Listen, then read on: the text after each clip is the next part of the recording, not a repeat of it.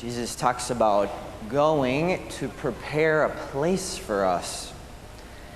And I just want to reflect with you this morning a little bit about the hospitality of Jesus. I don't know if you've ever thought about that. The hospitality of Jesus, that he's hospitable. He welcomes us.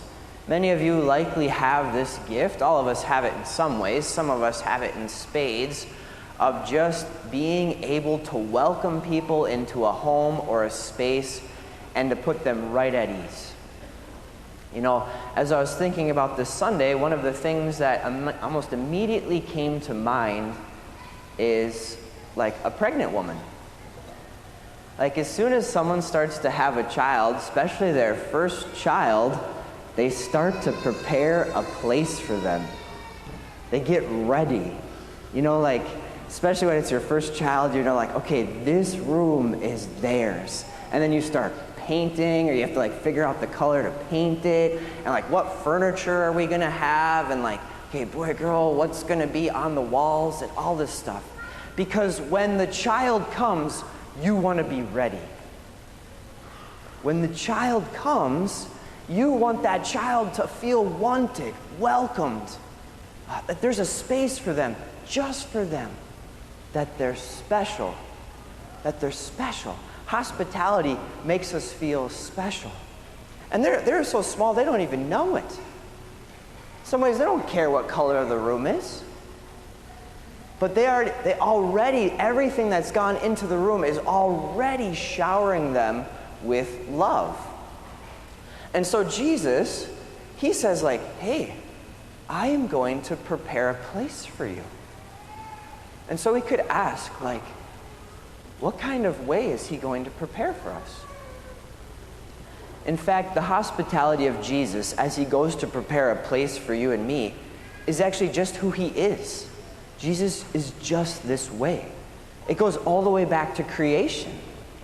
Not just we're talking about heaven, all the way back to creation. This is what God is like. He has hospitality.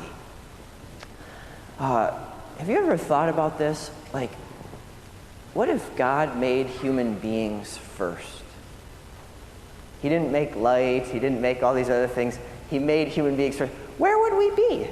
Like, what place would we even have? We'd just be like floating nowhere. But he went through this incredibly wise plan to make a place for us that's exquisitely beautiful. He makes light, and then an earth, and sea, and land, and sky, birds, fish, cattle, all the creeping things. So creative.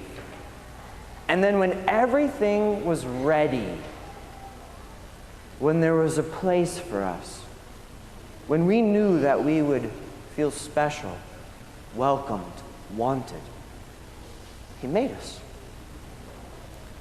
I've been learning more about the human body lately, and it's fascinating, absolutely fascinating, on how wise and creative God is.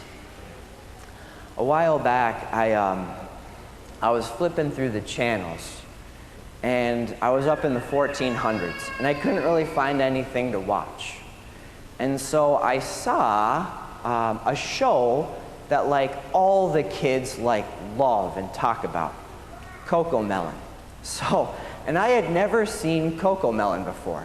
So I'm like, what the heck, why not? I'll watch a little bit of Cocomelon so that I can like somewhat understand why the kids love it. So I turned on Cocomelon, and they're singing about the planets. There's Mercury and Venus and Earth, and they're singing about all 8 planets. And they're talking about everything that these planets have. And did you know that Jupiter has 67 moons? It's incredible. Thank you, Cocomelon, for that. And so I'm watching Cocomelon, and like, have you ever thought about this? How abundant God is? Like, he didn't just create one planet. He created 8. And he didn't just create like one star. Just think about that. Like, you look up in the sky and you're like, oh, there it is. The one star. He didn't just create one dog, one dolphin, one bird, one turtle. You know, you're walking through and you're like, there's Fido, the Earth's dog, you know, like running around. The one fish. I mean, we went to a camp for the 7th graders at our school, and they were teaching us about turtles and snakes and stuff like this. And there's like 30 to 80 different kinds of turtles. There's like so many different kinds of snakes, so many different kinds of flowers. You can't even look at the sky and see like the same cloud. Do you see how abundant God is? What kind of God do you believe in? He's not stingy. He's not ugly. He's so generous. And so if God is like that, if he's going to prepare that kind of abundant, beautiful, creative place for us, just on the natural order, just for this life, we could ask, like, how much more beautiful will heaven be? How much more abundant will heaven be? St. Paul in 1 Corinthians, when he's thinking about this, he's like, eye has not seen, ear has not heard what God has prepared for those who love him. I mean, St. Paul has received the revelation of God, and he's at a loss for words.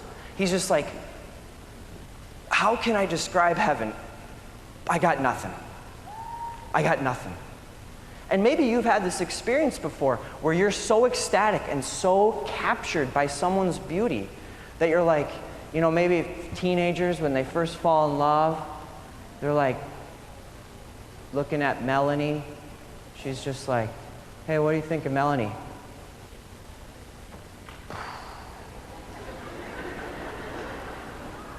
I got nothing. Just want her to be my girlfriend. You know what I mean? Like they're just like, whoa. I'm speechless. Did you ever think that heaven is going to be like that? Heaven's not going to be dull. God's prepared a place. He's hospitable. Actually, God is so exquisitely beautiful that when we see him, we'll be drawn out of ourselves. We'll be speechless in some sense. So today, as you come to this Mass, did you need some hospitality? Did you need like a space to be made for you? Just for you? Jesus has done that. Actually, this is the foundation of prayer. This is the last point. Sometimes you and I think that like, God doesn't have time for us. God doesn't have space for us. But I need him, so I guess I'll pray. And I'm kind of on the outside looking in. Have you ever thought that?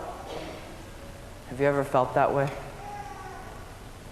But actually, it's exactly the reverse. God is hospitable. He knows how to like set a place. Make a space. That's actually the foundation of prayer. He's already made a place for you, and then you come into it, and he welcomes you. You're special to him. I mean, if he went through all the work to create the earth, the whole universe, for you, why wouldn't he make time for you in prayer? Today, you and I have been given this great gift where a table has been set. It's ready. There's a space for you. He himself has done the work. And he wants you to come.